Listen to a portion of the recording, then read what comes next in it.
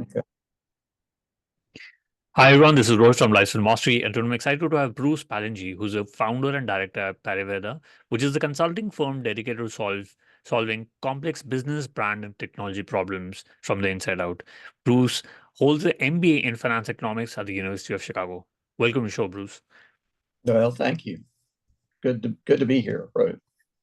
Yeah, awesome. It's been great speaking with you. And you've had an interesting journey. You spent a lot of time in consulting firms, Accenture, Hitachi, Booz.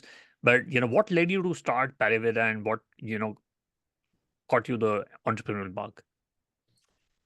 So those are kind of two things. I would say the entrepreneur bug was growing up in a family and then Mm, marrying into a family of unsuccessful entrepreneurs for multiple generations. It okay. was I mean, seriously, right? There's all kinds of stories there of business failures, multiples, right? And Right. and it would be on the order of I should try it, right? Yeah. And Pariveda was really my third, kind of my third company, and I was kind of at the point of I think I just want to go off and get a doctorate and teach young people at university and have fun, you know. Yeah. But I started sharing that with people where I was working, uh, because it was a tough time. This was like 2003, and a very tough time in our Yeah. industry, and that I was going to, quit in the fall and start in the fall semester. But this was the spring, and so they didn't have time because there was a lot of people that I knew would want to, think about who they wanted to work for and would they quit their job and all that. And very quickly, a group about 10 or 12 got together and they said, "Do not do that. Uh, we want you to start a company where we can come work with you." And I was just like, man, why do I want to do this again? Why can't I have fun? And but it was a really tough time. I mean, that was the bottom of the tech, what we call the tech wreck, or you know the internet bubble Yeah. and the collapse, and not the bubble part, but the collapse part, the bursting part. Mm, And I eventually just thought, okay, uh, I have a duty. I've been taking care of these folks for now 2 years in this terrible environment. Uh, of the we had been a smaller company that had been purchased, and so I had that flock. Plus, I adopted a lot of other people from the prior. This was kind of a roll up, and from the other people in other companies that had gotten rolled up. I did, adopted people all over the U.S., or they had adopted me, and so it was kind of tough, and I said, okay, I'll do it, but it has to be interesting and different. And they said, so what do you mean? And I said, well, uh, interesting as in something that's a little bit different than what people have done before. And so I described several things that were not consulting businesses that were interesting and different. And they said, Bruce, you're not listening to us. I'm standing in front of this room with that 10 or 12 people. Of course, we're meeting in a conference room at the company that we're all working for about leaving. And okay, so, tell me, hit me, right? And they said, all we know how to do is to be consultants. We need you to start a consulting company. And I nice. really like, oh my, you know, oh my, right? Again. And I said, and I was like really hard. And I said, in the moment, just, I don't know, a second or two of pausing, I said, okay, it has to be interesting and different. And they just said, okay, tell us what you mean. And so part of it was our whole mission and all about being talent focused and basically building assets that are very valuable as a whole different way of that. Instead of thinking about the income statement, think about the balance sheet in terms of how you generate the wealth for the institution. And uh, and then I before we started, right, I said one of the other requirements was that we have to be an ESOP. And of course, they were all cool with the first part. It was like no brainer. Yeah, Bruce is a really nice guy. He's treated us really well. He's protected us. He's really smart. It'll be great. We'll just have a great consulting company because Bruce is going to be there. And and so that's straightforward. We don't need to know anything else about what that first part that he said. But as soon as I said ESOPs, what's that? Yeah. And then I explained that, and they kind of went, okay, sounds weird, right? But okay, we'll humor you, right? And so those were the two things, and we just kind of started Yeah. out. Yeah. Very, very interesting. As I mentioned, I'm Indian, and one of the Indian companies wasn't a consulting company, but was an IT services company called Infosys. And the founder was very Mhm. famous for, I mean, his name is Narayan Murthy, and his son-in-law is the prime minister of our country. But he did something very similar, which was give a percentage of the company for employees for ESOP. So it wasn't a big thing back then. But another cool thing that you did is, you B certified corporation, So, what was it part of your value system? Did you define those sort of values when you were building that company, or is it something which did happen over the course of the time? Yeah, so the whole B Corp thing. So we started over 20 years ago. It's almost 20. Well, it's 20, and we were 20 in October of last year. So Right. we're working on 21. But the B Corp, we started that certification process a little over 2 years ago. It takes a long time. What I'll phrase it in the way kind of the B Corp people did. So we started out with our basic principles, and they were all wholly consistent with basically the view that the B Corp has, although we didn't have a net zero, mindset burned in our heads about net zero. Carbon net zero is a huge thing for B Corps. And as a professional services firm, it's kind of like, we have a really small footprint, especially if we're not getting on planes every week. And so I wouldn't say we had that, but all the other things about treating your customer, thinking about the community, being engaged in community, treating your employees really well. We had all that 20 years ago. And when we were going through the certification process, they kept, we get this feedback from them like, oh, this is pretty interesting that you guys have been doing this for 20 years, like way before anybody ever set up B Labs and had B Corps or, all the various other whatever you would say, I guess, service focused kinds of communities of businesses outside of the not for profit world. We were way ahead of the curve. And so that was part of why I think we did so well, as they said, oh, these folks are already doing all this stuff for decades. Yeah, they can do things better. And, we know there's always things we can do better, but they kind of already are on this track. And so we had a really good score, to qualify, which was, Right. it was very satisfying, right? Yeah. To have that. Yeah. They were confused about the ESOP though, too. It was all, they said, well, we don't have ESOPs. Well, well, why not? So we had to work through all that, but it was a bunch of technicalities.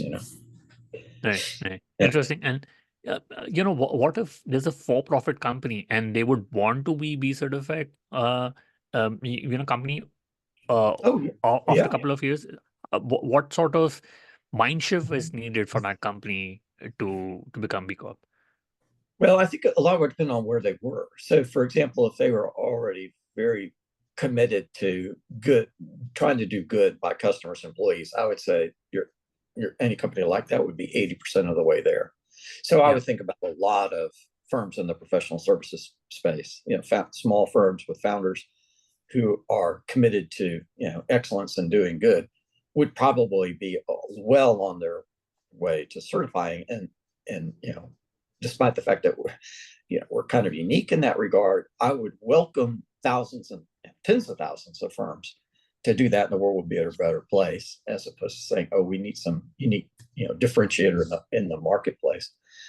It definitely helps with the recruiting, especially with the millennial generation, Yeah. which is just now starting to, if I'm trying to do that right, the generation that's just coming out of school, maybe starting 3 or 4 years ago, like Yeah. before the pandemic, and now they're more and more, and they are very civic oriented. And so the B Corp is definitely a recruiting edge.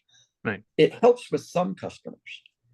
And then, of course, there's a growing B Corp community, and they like to use other, B Corp certified companies because it helps. It helps with your score. It's like, oh, do you have good suppliers? Right. Hey, we have suppliers that are B Corps, and okay, all right, that helps their score. So there's, there's all of that. Yeah. So it's good. Interesting. Yeah. Yeah. Yeah. In fact, you've had a lot of experience with, Booz and Accenture, but, how did you get your, first couple of projects? What did you get it from a Uh, former clients and as contracts? as Pariveda. Yeah. Well, let me go back a little bit and tell you. So the first company I started, I had three former bosses that wanted to hire me, and I was like, no, my wife's a partner at a law firm. She's not going to move to another state and get tasked the bar. I'm in Dallas, but you can hire me as a consultant. So eventually, all three of them did. And as I like to describe that, I said, I was called. I was called to start the company. I had three customers calling me to start the company because eventually they just said, well, I'll hire you as a consultant. Contrast to the Pariveda, where there were folks that were calling me to do, to start the company. It's a very different kind of calling. So there was revenue, there was a backlog with the first one. It was a very easy startup. The second one it is literally the bottom of the tech wreck. IT employment hit the low point in September of 2003. That was the low ebb in IT employment that had been for decades. And, I mean, as tough as this last year's been, we're not even close to that bad. And so Yeah. it's really a perfect time to start a business. But it's not like there's a lot of stuff, and we're leaving a competitor, right? Whether we signed non-disclosures or not and non-competes, it didn't matter. So we had to go out and get more stuff. And so we started with two of us. And as I described it, when people ask me, well, how did you start? I said, we went and begged. We put up a one-page website with our 5 core values, which you Yeah. can still see on our website today. I assume you can find them out there. And it's a bigger website. It's not just one page anymore. But we literally went out and begged. And, it was along the lines of, we were talking to former customers from way back and said, hey, you remember me? Yeah. And you remember what great work I did for you with company X? Yeah. You got it. Is there anything that, I can do for you? And I remember our first deal was a $20,000 project. Well, This was what, 80, I mean, this was 2003. So yeah, it's, you could, add some dollars to that to make it today's dollars, but that's mighty small. First CEO, he wasn't CEO when we had done the work for him, but now he was CEO. And so you don't necessarily have a lot of power in your CEO on things like that. And he says, well, I've got a $20,000 software selection project for you that I can give you, but I absolutely can't promise you anything else. hey. And we just went, thank you. It's just like manna from heaven. Oh, we killed that project. And there wasn't anything else, right? I mean, they just didn't do stuff with outside consultants and all that. But that 20,000 got us on the way. And by the end of 12 months, we were doing $1 million worth of work Well, because we'd gone out and begged so much, honestly, right? hey. Built up. Eventually, people started calling back. Yeah, we got something for you. Yeah. So. Yeah. Very, very interesting. And are there Yeah. any big mistakes you did while scaling up Pariveda? Because now it's up to 700 employees. Yeah. Yeah. But any lessons you've learned from that? Well, golly, the list would be endless of mistakes made. Also, a lot of good things, lessons learned when you're doing things different. Probably the biggest mistake when I think about it would be when we started the company, we were thinking it would be a much more of a blend of information technology services and pure management consulting, because the first core founders, we had that kind of background, where we've done a very eclectic set of services and things like that. But we also wanted to scale. I mean, we needed to hire, young people in their first jobs out of college. And so, you can't do much of that in the management consulting space, very, very little, but you can do a lot in information technology. And so while we kind of thought we would be that hybrid mix, which honestly, I think a BCG and a McKinsey have not figured out how to do. They want to do that, and they've never really figured it out, and maybe it just can't be done. Or an Accenture would say, well, we have gazillions of, I don't know, they probably got several $billion of management consulting, but it's kind of separate from, the vast bulk of their work. And we were trying to do this integrated thing. And of course, we wound up over time leaning more into information technology with all the, career folks and all of that. So I would say if we had realized that or not been in denial of that reality at the beginning, we would have done some things differently, and we might be in even better shape today than we are. I mean, it's hard to complain when you're in the 99th percentile of companies in our space, but the way I like to think about that is, we're in the 99th percentile, and we're right in the knee of the curve. Right? So the 1% of firms, or 0.5% of firms, literally, that are bigger than us, range to 10,000 times our size, right? Because we're in the knee of the curve. We're at the 99th percentile in all these characteristics, but it's that top 0.5% that that people want to chase. So, right. And for what it's worth, right? Yeah, no, absolutely. It's certainly very inspiring, but you always look back and see, what you could have and could not have done. But also, when you're trying to scale up, the culture gets broken. But what's been your biggest hiring mistake, and what did you learn from that? Gosh, the biggest hiring mistake, like not of an individual person, or of as a general rule, like heuristically.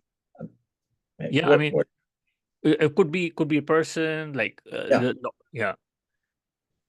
Well, on a person basis, and I would say a few times, if you imagine at 700, we've hired over 1,000 people, or so over time. There have been 2 or 3 that were very unethical people, and those were mistakes. And maybe people would say, well, hey, that's way less than 1%. It's less than 0.5%, and so you're actually pretty good. But I don't know. I think every one of those, and it's kind of like, how would you avoid those in the future? And each time we would put in some additional controls. We're kind of like not big on controls on and those kinds of things, like really probing into people's personal life. And I would say we haven't taken we're not like the FBI doing a security review to qualify somebody for secret or top secret. Nothing like that. But we just do a modicum of stuff. And those were, in the grand scheme of things, we survived all that. But at the time, it's very stressful. Sometimes financially, but always emotionally. Dealing with folks like that. And I can think of 3 pretty substantial ones, and there's probably a couple others that were not the most straightforward people, because that's a hard thing to change, get people to change or teach them if they're not already that way. If they're not already high integrity or kind of feel that way, that they want to pursue an honest life, then it's really hard to bend people towards goodness. Right. Almost everything else you can bend them towards, they're not very good at X, they're not good at this capability, or they just don't know something. Those are the easiest ones. You don't know, well, we can teach you that, right? They don't have a capability, we can help you practice that and build a strong capability. Most of the time, right? 90% of the time, maybe even higher. But when it comes to character, that's pretty well set by the time you're hiring somebody, either whether in their 20s or their 50s. Right. Interesting. Also, a lot of management students would want to go to, the big 4, like the BCGs, the McKinseys and all. But how do you structure the compensation to hire the best people in the company? and how do you get it right? Yeah, well, that's a good question. And there's a lot of internal debate, but we've had the same model since inception. So our view is, I mean, we promote as rapidly as we can, and we pay based on one's promotion, and we pay based on demonstrated capability, as opposed to, oh, you worked really hard this year.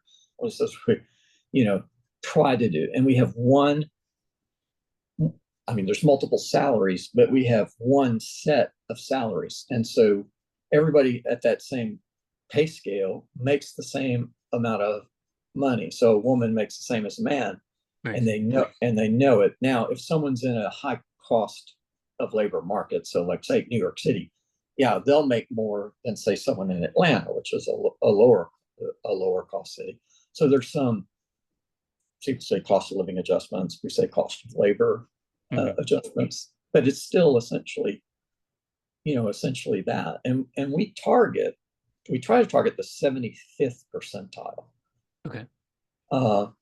And we pay, and so we wind up paying a higher base than most of our competitors. Certainly at higher levels, we pay a higher base, Right. because our assumption is that you're a top performer and that you continue to perform at top. And so rather than say you have this low base plus a bonus that of much of which is at risk, sometimes all of it's at risk, the way we try to structure it is, no, we're going to assume that we're going to do well enough that you would get most of your bonus, and we're just going to put that into your in your base salary, so we don't have inappropriate incentives to do bad behavior. And that's worked pretty well for us.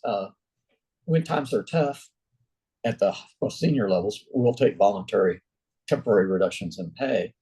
And so people say, well, you really do have variable pay. Okay, for officers, yes, for vice presidents, we have variable pay. And sometimes for the director levels, but mostly we've kept it there. And the answer is still kind of the same. It's like, but you're still making more money in reality. You look ex post, you're still making more money than what someone promised you. And we have numerous stories, not just with competitors, but with our partners, software companies that are partners, where they get shortage of labor, and they'll go hire away our folks. And sometimes they have different groups in the same company as these behemoths, right? They're competing for our same candidate, and they're counter offering us. Call if their HR department, they would have a heart attack, right? They're bidding each other up, but they would, so our young people come back and they'd say, well, it's this, and they got this massive bonus. I could almost double my money, and for the first year, they're guaranteeing like 2/3 of it. No, and we like, what happens the second year? Oh, well, magic will happen. and that didn't happen. I mean, that was when we had this really tight market. And of course, in the last year, all those firms have just been laying off, thousands or tens of thousands of folks, some of whom included, our folks that, because they were the most recently hired. And so, you got your bonus last year because we guaranteed it, but now, that was just a 1-year thing. Didn't you read the document that you signed, right? Yeah. And we're just not. That's not us, right? So anyway, yeah. Right. And you've been a CEO for close to around 2 decades. What is the one piece of advice would you give to would you like every CEO should follow? That's a good question. There's a ton of stuff out there, and I agree with at least half of it, if not more.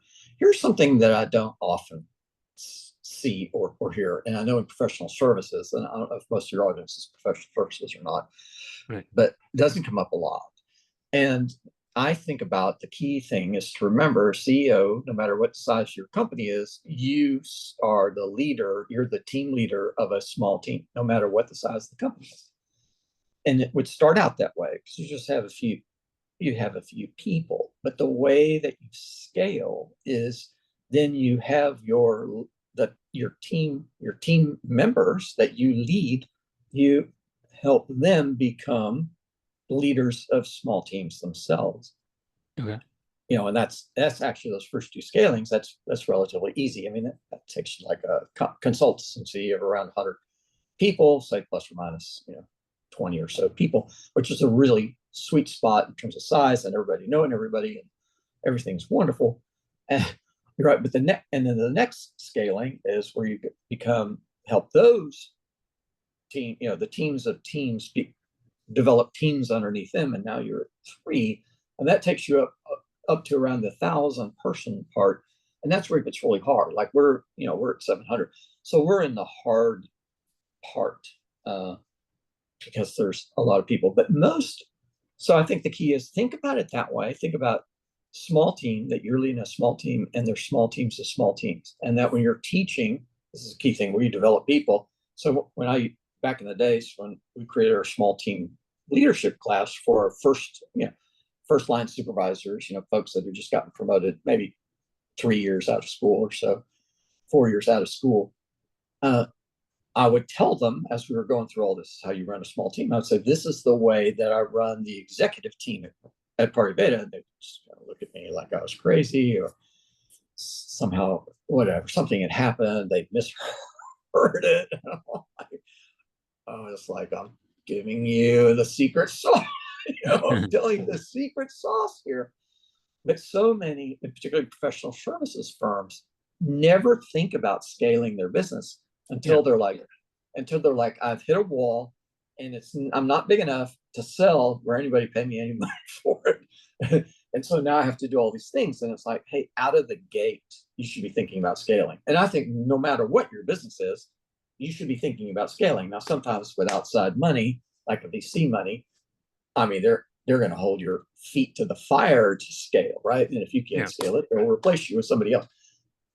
That's not a very nice situation, but I don't think to be a CEO, with outside money. But I think that's a key thing, in my mind, right?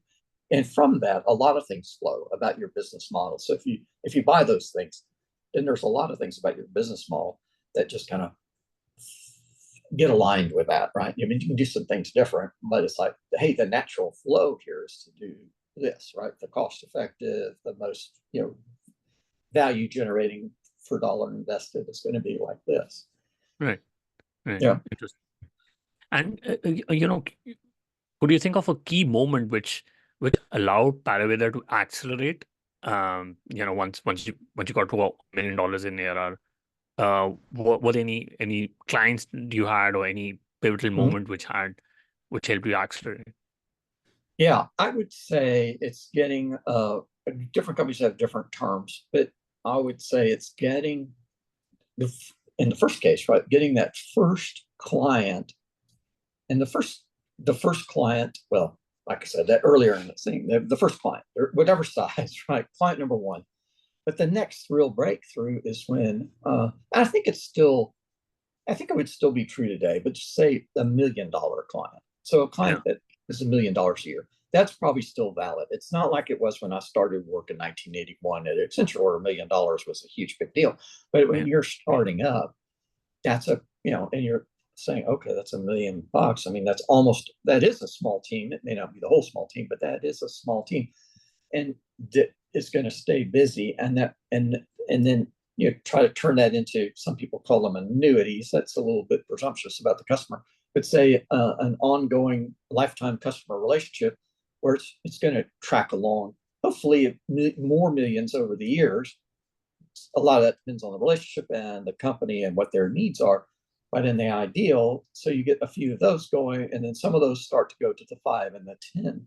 And so you could say, okay, in that third stage is when you've got somebody at our size, at our level of revenue, in the hundreds of millions, right? That $10 million a year thing where it's 10x.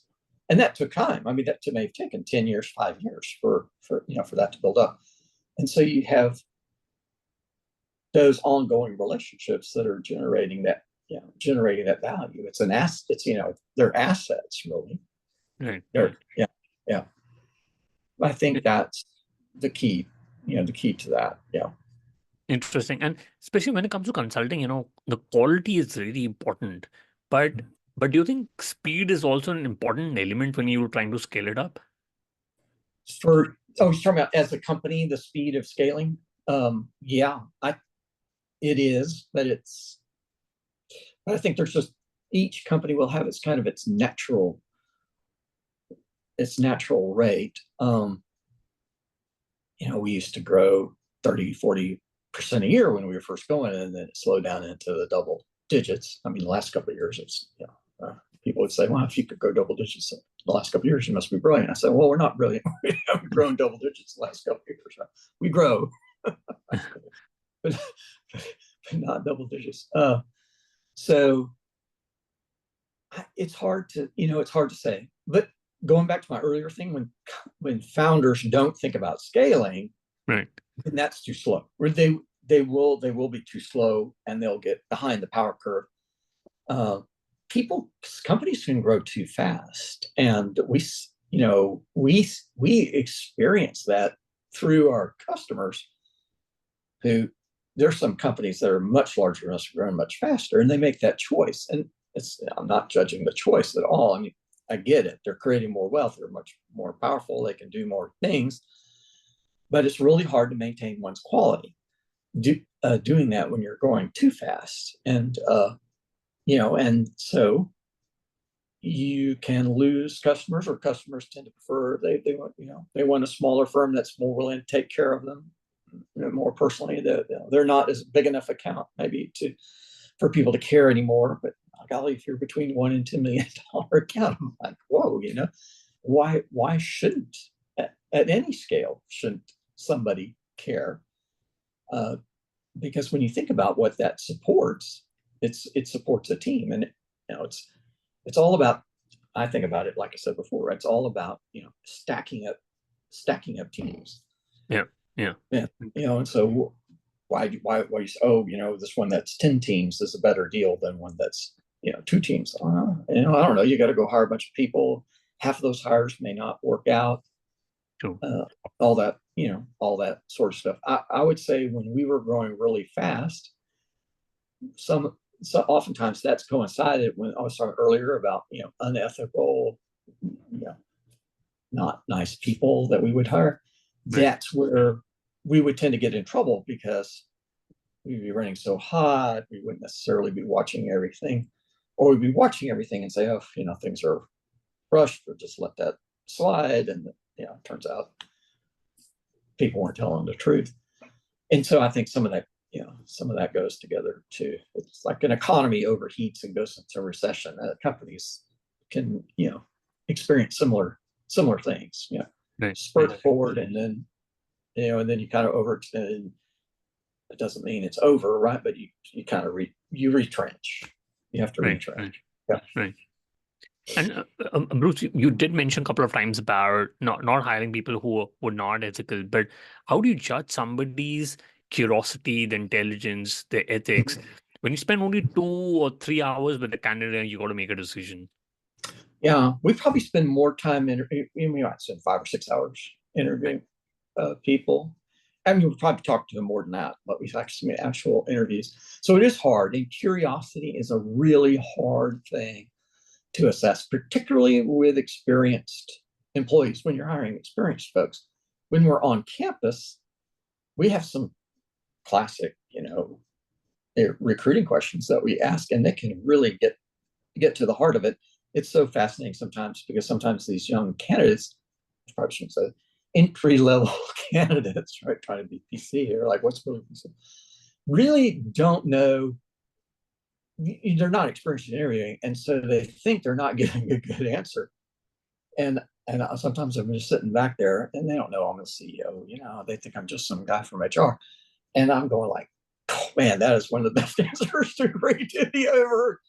And this, this young person here, they're not sure. They don't even think it's a very good answer.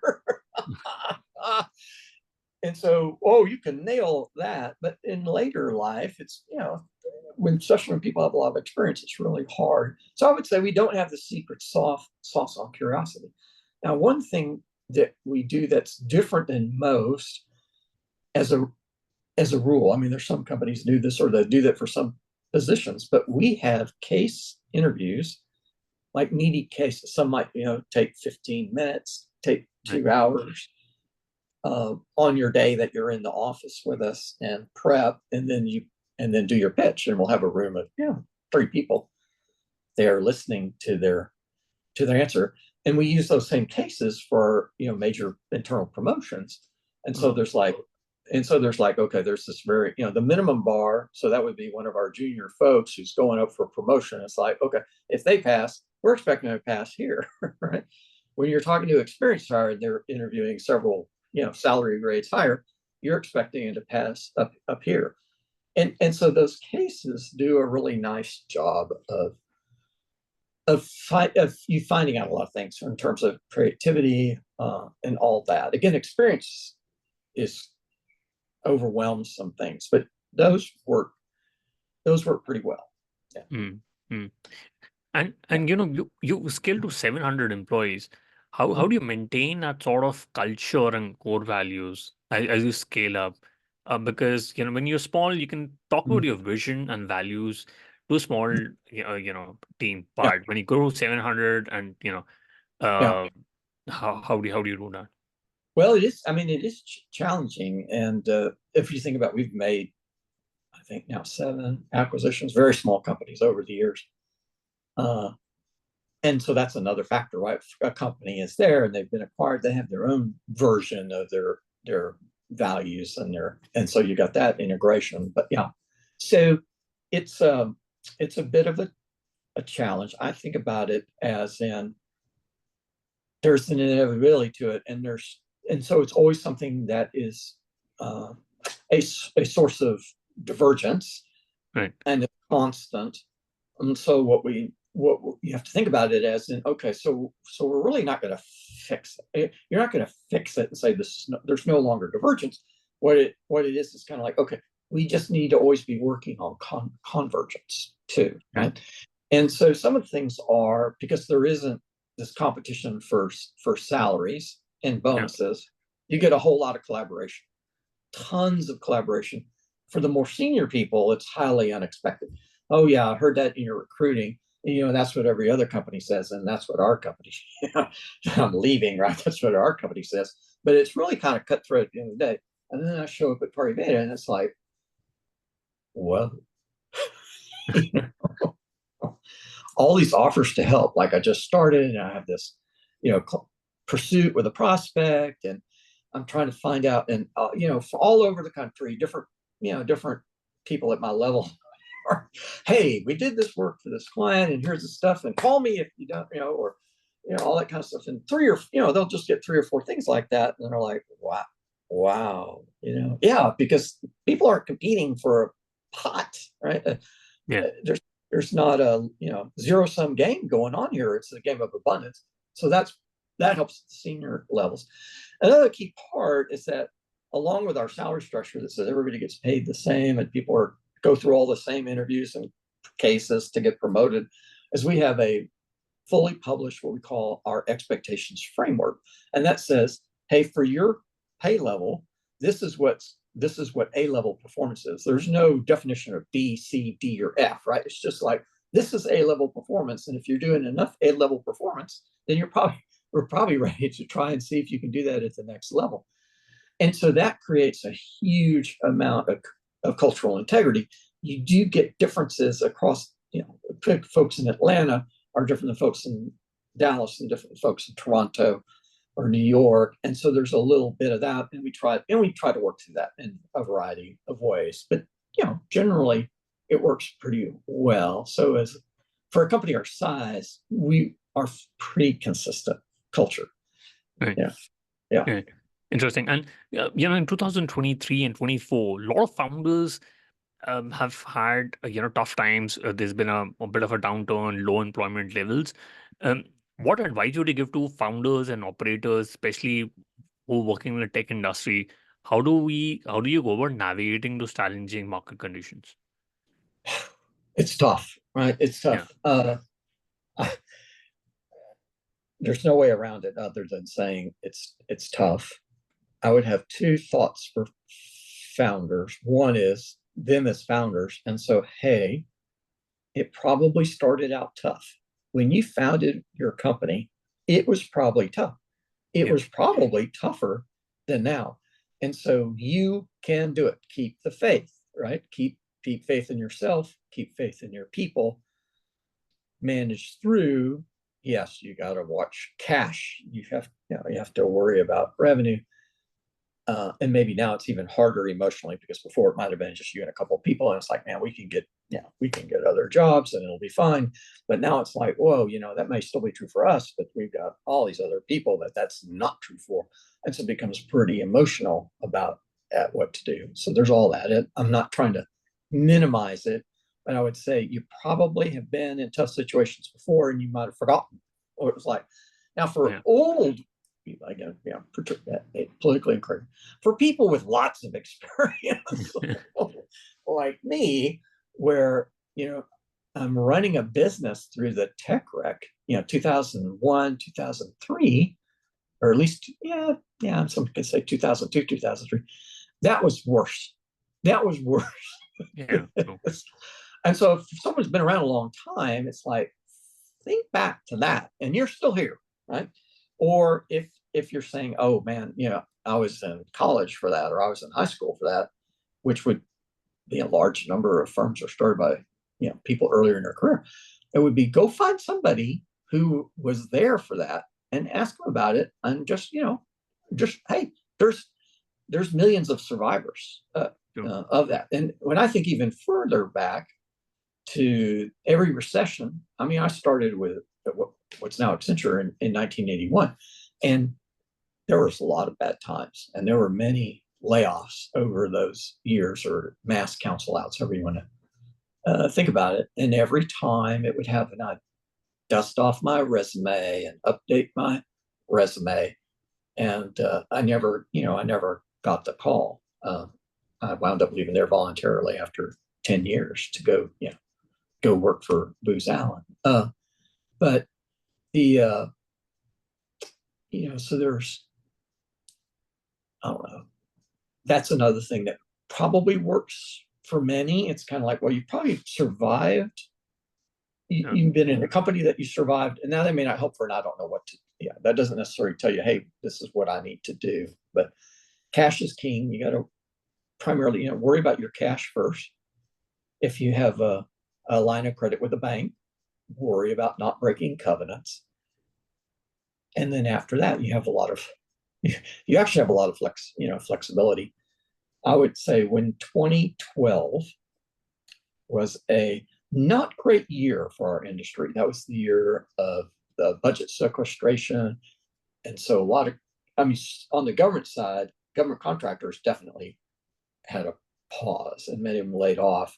But even other companies that were not directly affected, but people were concerned. They're like, what's going to happen? And so they kind of slowed down on, starting new projects and things like that. So we would have done fine.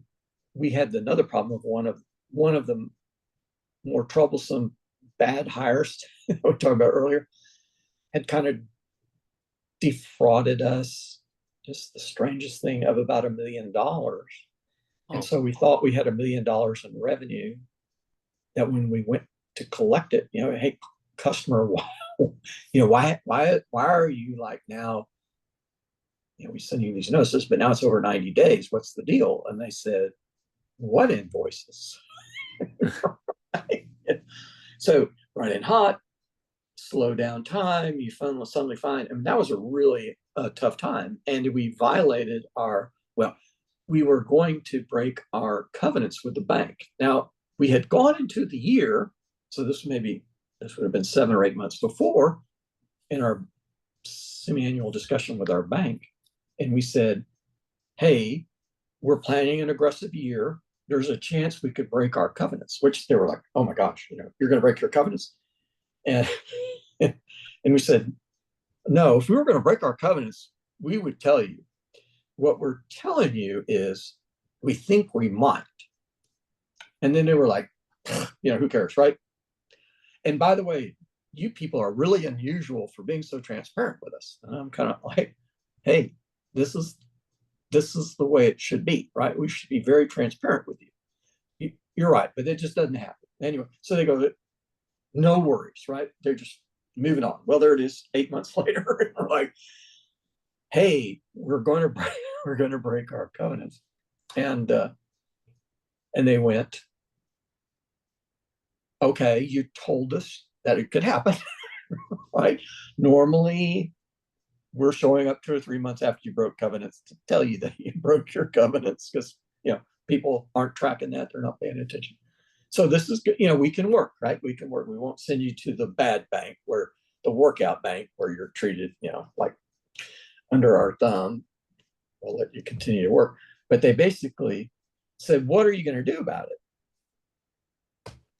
And so we were growing. So this would work. This works for any firm that's growing. And I said, I already worked this out with our CFO. I said, we're going to pursue what I call the go flat strategy. So the go flat strategy is we're going to look at where we were in the fourth quarter of last year. Well, the fourth quarter of now this year, right? It would be this of the year that we're telling them and we're going to multiply that by 4. And that's going to be our plan for the next year.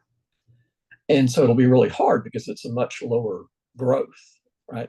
Because that's in professional service, that's usually the slowest quarter because things are wrapping up. You got a holiday, so you're not able to charge dollars. And the second and third quarter usually the best. First quarter things start out slow because everybody shut down for the holidays. And so that was what I call the go flat plan. And we were just very disciplined. It was miserable. I mean, we actually did pretty well, but it was kind of like we're not going to make that investment, right? Because we said we're just going to grow that much, and we wound up growing more than we actually planned. And so we worked through it, and the bank thought that was an amazing management feat. Just like, it was a little bit risky, but it was a ton of common sense that said, hey, we're basically going to slow down because in professional services, when you slow down, you're not hiring, right? And you're usually hiring ahead of work. So you reduced your burn rate and you're now more running in sync with your revenue, maybe even trailing your sales, right? And bookings and that. So suddenly you wind up making a ton of money, versus what one was before. A ton of money. It's all relative, but your EBITDA can go up if you were aggressively growing before, which we were. Right. So that can be a good strategy for someone who's growing. I'd say if someone's growing more than 5% a year over year, and they get into that situation, they could probably say, okay, we'll shoot for 0, or they were growing 10%. And so we're going to shoot for 5% and just let the system catch up with itself. Interesting. Not pleasant, because there's all these things that you say, wow, we really wish we could fund that, right? There's some cool thing that would be really great for employees or something. And it's like, no, we can't do it. Maybe, next year. And of course, the next year things are fine and go back. So yeah. We'll have to just wait it out and see. Bruce, I quickly want to do the top 3. What's your favorite business book? If you have, multiple books, please do share. Yeah. Wow. Yeah. So many. I would say one that I really like, and I've gotten a lot of leverage from, a lot of use out of with customers and personally, is Tracy and Worsma's Discipline of Market Leaders. That one is very, very practical, and I easily have gotten more mileage out of that than I think any other book. Got it. We'll put that in the show notes. And, if you could go back in time when you started Pariveda, what is the one thing you would have focused on or done things differently? Yeah, that's a really good question. One would be, hey, instead of having a relatively small percentage of ownership, Bruce, you could have had control and easily equity control. But I decided not to do that. And so there's some times along the way where it's like, if you had control, you could just say something and it would be so, versus being like a CEO, a hired CEO, where you got to negotiate everything. But I haven't really regretted it. I would say ultimately I thought, we're trying to build this company so that it can go forever, theoretically, go for, 100 years, go for 1,000 years, go chase these Japanese, now there's some European companies, right? They're over 1,000 years old. Go chase them. Be a true legacy company. And so, dude, you're not going to be here for that long. So, you got to set it up so that you actually do that. And so you don't want control. I would say, there's times where it's like, golly, if I only had control, then I could do things my way, not necessarily the right way, not necessarily the best way. I do it my way. So that's probably not compelling, but it's a good thing to think about for those who do have control. It's like maybe you should think about not having control, which is not the same as saying no control. Right? There's a huge no control is not good. Like having VCs running your company or private equity. It's like, well, they may tell you have control, but you don't, right? And so there's that. There's apologize to all private equity folks out there. We do a lot of business with you guys and gals, and we love you as customers. But we understand your investments. You're going to monitor your investments and make sure that they're safe, because you've got people that invested capital with, and you've got a fiduciary responsibility. It's all good, right? It's just different. You don't really think about it. So I think, the other thing would be, as I mentioned earlier, that when we started the company, I was like, okay, we're going to be really focused on hiring A players, which is very inverted. So most companies will only tolerate 10, 15% A players. Some of them are very conscious about it. Some of the most successful, like Walmart, they are very deliberate. They have a quota on really good people. And they run into too many good people. They just, you're out. They flush it from the recruiting process automatically, because like they're just going to create too many problems. And my theory was, okay, we should hire as many as possible. We should invert that. We should be 80 to 85% A players, and then the rest will fall out. We'll have Bs. We might have some Cs, and occasionally, we had some Fs, right? But very, very rare. And just think about that. What is the issue for a big dog company with all kinds of controls and scaling? They're like, well, we want to run on this metric, right? We have this control chart, and we want to run like this. And I'm like, okay. And they see ups and downs as bad. And I'm like, okay, downs are bad. Bad. But if I hire an A player, am I going to get a down? No, I'm going to get an up. Right? I'm going to get an up. And I'm like, why can't we build a business that takes advantage of all these ups so the control goes up? Which is true. It's very true. We were very successful with that. But I would say that as we scale and get bigger and bigger, it's kind of like, there are a lot of things, there are a lot of processes, procedures, things like that, infrastructure that one would put in if you had B players. If you were a really good company, you would put in a lot of infrastructure, and you would have what I like to call killer Bs. There are B players, they're fabulous, and they can take an A team apart, right? If an A player team is not ready in a head-to-head competition, like build a piece of software, wow, with the right infrastructure, killer Bs. But you don't get, but you don't have the upside. You're mitigating the downside with your infrastructure, and you're kind of cranking it up on a good slope. But you're not going to get all this outside performance. And so I think that was the thing where, hey, we were too pure, and we don't have to start hiring B players. But the point is, hey, A players need infrastructure too, more than one might think, right? True. Yeah, infrastructure is pretty important. Yeah. And what's your favorite online tool? For example, Gmail, Slack, Zoom. My favorite online, Zoom. It'd be Zoom. Okay. So, yeah. Got it. With four or fewer people. Yeah, for sure. Yeah. Yeah, no, absolutely. We'll put that in the show notes. And Bruce, what is the best way people can reach out to you and know more about Pariveda?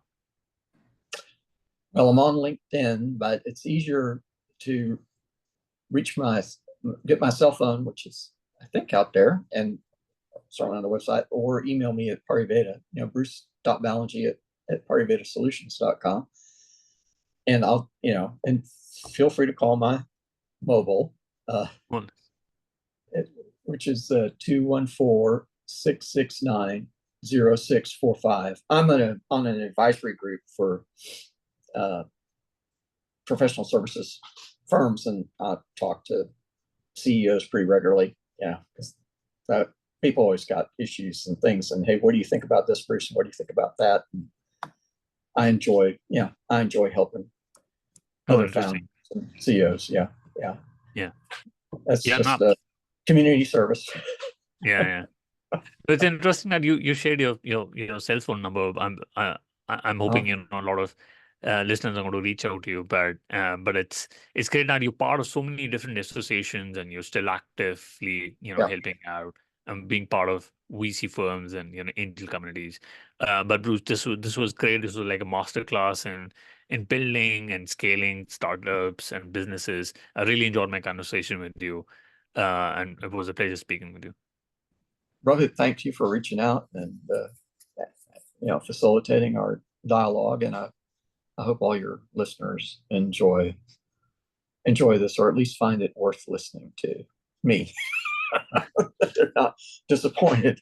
Yeah, absolutely.